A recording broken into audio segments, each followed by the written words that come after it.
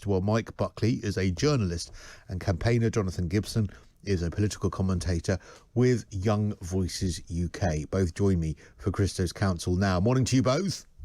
Good morning.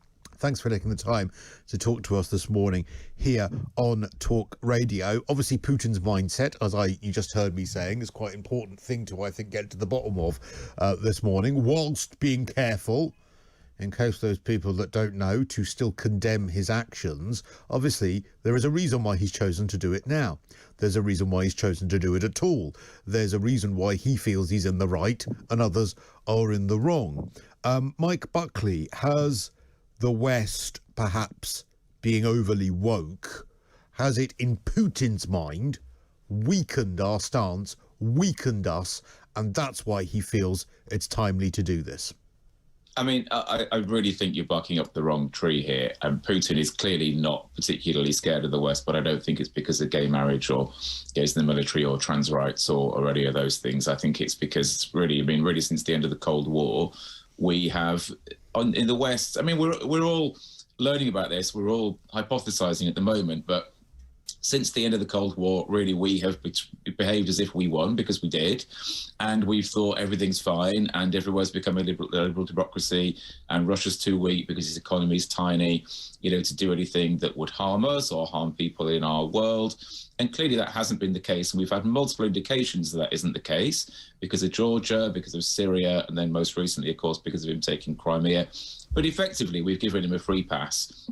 We might have put a few sanctions in, but then we quite quickly took them off again, and he's still been able to come to international gatherings, and they've still been able to play at sporting events, and we've still gone on holiday in Russia, and effectively we've given him a free pass. He's noted we've given him a free pass, and now he's walked into Ukraine. His issue is not over whether we have gay marriage or whether we don't. His issue is over whether Ukraine joins NATO and the European Union or not, and he doesn't want that because in a way, his whole game plan as being, president of Russia has been to breathe new life into the Soviet model and the Soviet Union. He wants Ukraine in his sphere of influence, not in our sphere of influence, and he is acting to make that happen. And sadly, countless lives will be lost. But no, I think the woke agenda, and indeed, some people on the right's kind of obsession with the woke agenda is utterly irrelevant in this conversation. All right, Jonathan, it's absolutely irrelevant. This is about Putin wanting, as Mike said, to sort of strengthen traditional Russia, and the fact that he has chosen this moment,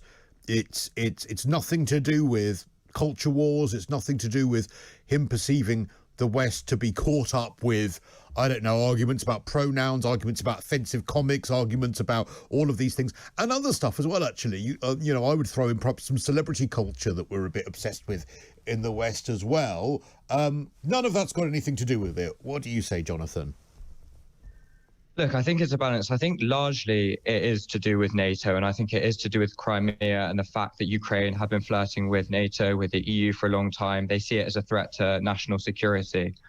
I think there is an argument to be made that there has been a hyper-focus, and particularly of someone of the younger generation, I guess, you see this largely on social media with the very niche issues such as microaggressions or pronouns. And look, I ran a youth human rights organization in which I did ambassadorship applications for, and on that ambassadorship application, they wrote about what topics interested them. And almost endlessly, you'd get the same ones: sexism, trans rights, racism, Israel, Palestine, those sorts of same things, completely ignoring massive humanitarian crises. You never got Yemen or Uyghur or Myanmar or anything like that. So I think there is a point in that possibly the generation seem hyper-focused on certain issues whilst ignoring others. But I do think that largely I agree with James in that it is a matter to do with NATO. It's a matter to do with what they see as national security, rather than simply pouncing on us because they think we're weak. Because even as we've been growing more liberal or whatever, we still have intervened in conflicts and we still have been involved in the international sphere rather than simply backing away from it.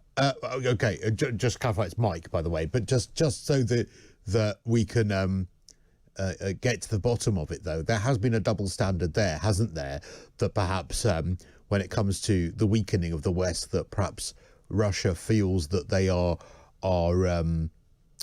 capitalizing on, because we have picked and chosen, haven't we, the conflicts that we've decided that we want to intervene on. Someone made a great point to me on the Twitter feed yesterday was that the reason we can't intervene in Ukraine is because they're not officially a part of NATO. Though, in fairness, they've cooperated with NATO greatly, and they've given, there's been lots of cooperation and cooperation with NATO by Ukraine. But we can't enter because it's not a part of NATO. But there have been many parts of the world that we've entered that aren't a part of NATO. I don't remember Kuwait being a part of NATO, but we went in there, didn't we, Mike? Yeah, we did, but then Kuwait wasn't sitting there with loads of nuclear weapons. I mean, of course, the difference with this is that if we enter Ukraine, we are then in direct conflict with Russia. If we do that, Putin has already threatened that he would use nuclear weapons, and we simply don't know whether that's an empty threat or whether he would.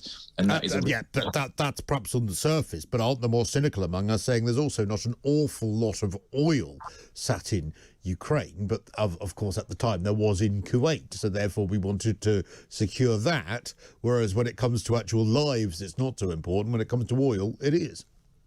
I mean, I can see why people would make that argument. I don't think that's relevant, and I think that everybody in the West, including Western leaders, would love to go into Ukraine were it possible. I mean, in retrospect, maybe we should have admitted Ukraine into NATO when they applied to join a number of years ago. But of course, Putin's response to that was very quickly, to take hold of Crimea. And once they'd taken hold of Crimea, it was then deemed impossible to welcome Ukraine into NATO because effectively they were at war by then with Russia. So were we to welcome Ukraine in, then suddenly the whole of NATO is at war with Russia.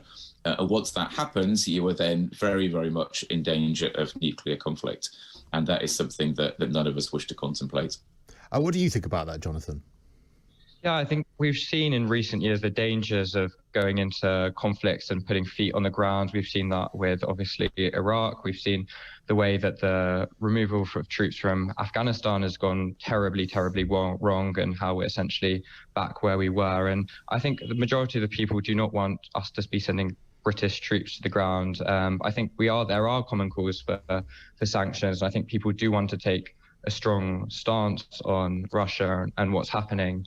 And I think it's important that we do. And I understand there seems to sometimes be double standards. I mean, just now we've just finished the Beijing Winter Olympics, which is essentially China's committing the largest genocide of an ethnic minority since the Holocaust, yet there didn't seem to be nearly as much talk about that. But at the same time, I think it's really important that we do take this seriously, and we have serious combined sanctions with other countries working to affect change and working to make sure we're not complicit in Putin's actions. Listen, good to talk to you both. Mike Buckley, journalist and campaigner. Jonathan Gibson, political commentator with Young Voices UK. Thank you here on Talk Radio.